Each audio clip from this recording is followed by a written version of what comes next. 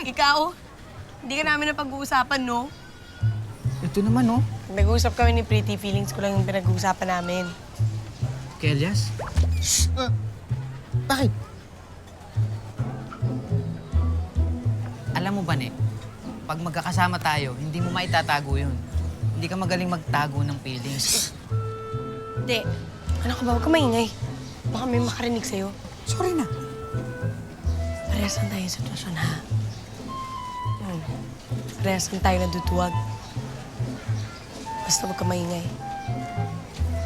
Ako nga ayoko umamin Kasi baka pag umamin ako, ma-reject ako.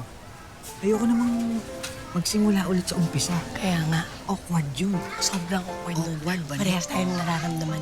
Yan din yung iniisip ko kay Elias, eh. Paano kung hindi niya ako gusto? Kaibigan lang talaga yung turing niya sa akin. Tapos, sabihin niya, lumayo na lang ako para maka-move on, ganun. Sayang naman yung pagkakaibigan namin. Ayoko nun. Huwag na awkward yun.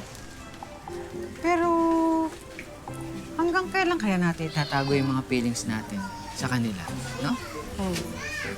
Kasi kapag di naman natin pinaglaban, pagsisisihan din naman natin. Tapos, wala rin tayong ibang sisisihan, kundi yung sarili natin. Kaya hindi natin napaglaban yung nararamdaman natin. Tama ka dyan O sige, ganito ba niya? Usapan natin dalawa to. Aamin ako kay Pretty. Tapos, aamin ka kay Elias. Ha? Ladies first. Anong ladies first? Walang ganun, no? Hindi dapat babae yung mga nagsasabi at nauna dyan sa pagsasabi ng mga feelings nila. Hindi pwedeng ganun. Siguro kami, sasabihin lang namin o paparamdam na meron kaming konting crush. Ganun. O interest. Pero hindi kami yung manliligaw, no? Ganun ba? O sige, aayahin ko na lang makipag-date sa akin si Pretty. Tapos, nasa ganun, pag pumayag siya, doon na ako papasok. Sasabihin ko na sa kanya lahat ng nararamdaman ko sa kanya. Yun. Kung tulungan lang kaya kita, meron akong kaibigan na may-ari ng tapsihan. Doon na lang kayo mag-date. Ba? Maganda yan.